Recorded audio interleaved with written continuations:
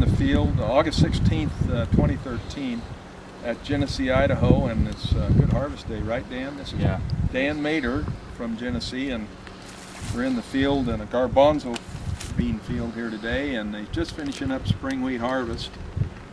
And I think you had a pretty good spring wheat crop. Where are you at on it? Well, I don't know the total poundage yet, but it's really good. Yeah. I mean, I'd say in pushing 90 or above that. We won't know until we get it all hauled, but there's the last of the combine, actually, Alex. Yeah. If you look over there, he's just finishing it up, and Dan's come in off of the tractor and the bank out wagon to talk to us a little bit. Well, the net result of this spring wheat was it was fertilized after you seeded it.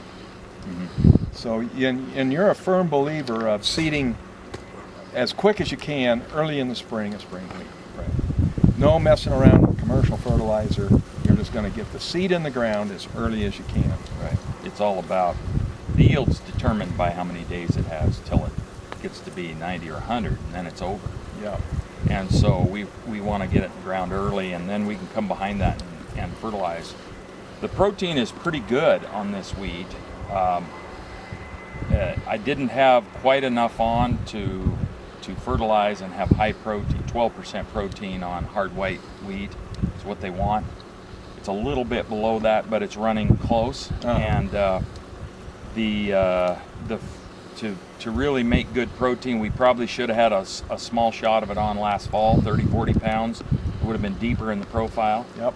That the plant could have utilized as it was finishing the final filling stages. And but it's still pretty impressive to put on 130 pounds one-time shot, no other top dressing of any kind, and grow 90 bushel spring wheat. That's pretty good protein. Yeah. So I feel very good about it. I think we need to fine-tune and tweak it a little bit more. Yep. And improve the process some more, but I think it's a very successful crop. Well, and of course, on hard whites, the protein needs to be about 12%, where hard red needs to be about 14% typically. Right. And so it takes about 60 pounds less in to raise a good hard red, or 60 pounds less to raise a hard white, which, the economics of that's pretty doggone good when you start cranking out 90 bushel. That's a real good deal. And hard white is a great milling wheat, hard white spring, because it's going up to either ADM or Pendleton flour mills. Every year the demand for hard white is increasing, almost 100%. They want us to double production every year. Yeah. So it's an emerging class of wheat that I think eventually will replace most of the wheats that we grow here in the Palouse. Yeah, Alex, why don't you come around here and we can get this scene in the background here of the combine, just finishing up down here, and we can take a look at this landscape, and you can easily tell if you're out there in Iowa today or South Dakota or Kansas, you can tell there's something really different going on out here. The landscape requires variable rate. There's no other way to farm this land than to do it variable rate site specific.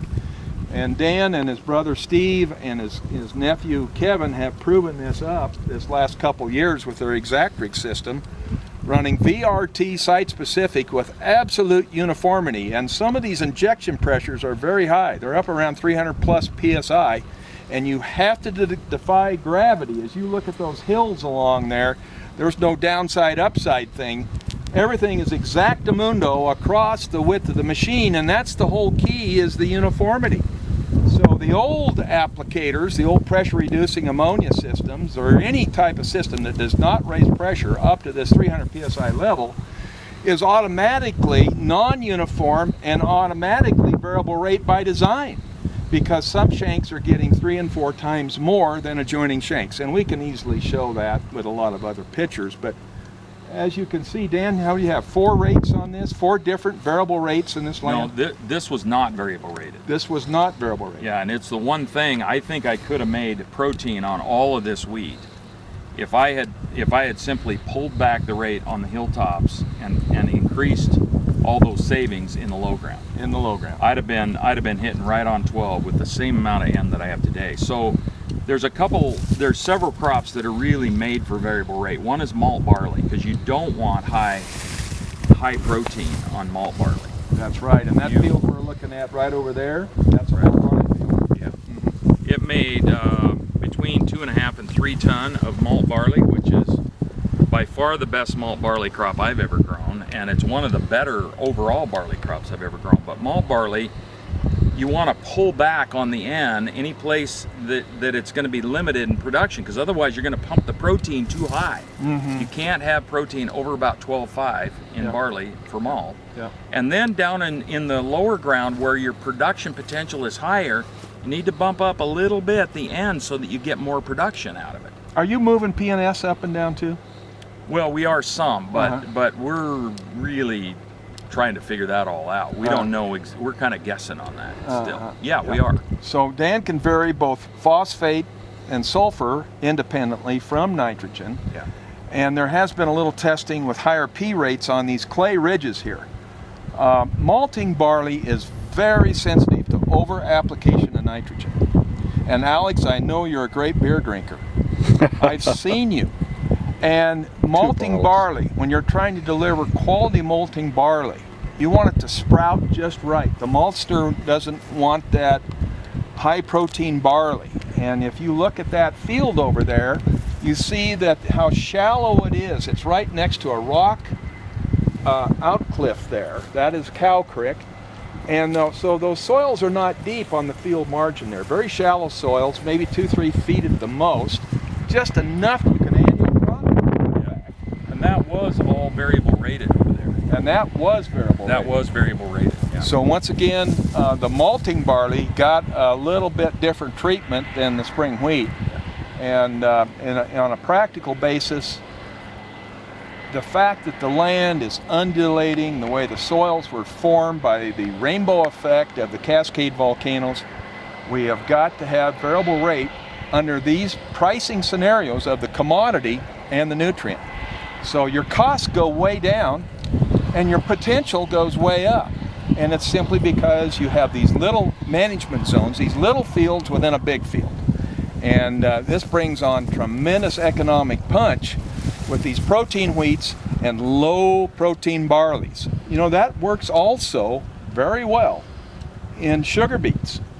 And it goes to molasses if it gets too much nitrogen. Well, in these fields, our lowest producing zones are on tops of the hills, but we're finding out, we're still tuning this in, but we can raise our production on these clay hilltops if we'll pull back on the fertilizer rate and the seed rate. And that's something we've never been able to do before. But the quality goes up and the quantity goes up and the cost actually comes down, and that cost savings goes in the low ground where you can actually use more N and inputs because your potential is high. In these draws out here in this spring wheat, I was reading the monitor at over 150 bushels per acre. Jeez, man. In the draws where it's got lots of moisture. But at 150 bushels per acre, we don't have enough N on. So it's that field right there is really the test case to prove variable rate. And it should have been done. It just kind of gets into the heat of the battle in the spring work, and if it's not all ready to go, you can't sit around. And so, well, you know, that could be a management technique. You could do a lot of your variable rate activity in the fall, go to a fairly high rate in the, 70-80% of the total rate in the fall, get all your variable rate out of the way, and then come in with another treatment after you seed it in the spring as a side dressing treatment. So there's all kinds of things you can do when you have single disc openers that you can't do with shank openers. And it's really quite simple, guys. The era of shank openers has come to an end. Would you agree to that, Alex? Anything you say, Guy, you're paying the bills. All right. Well, Dan, thank you very much for a great interview, and we'll see you down the pipe.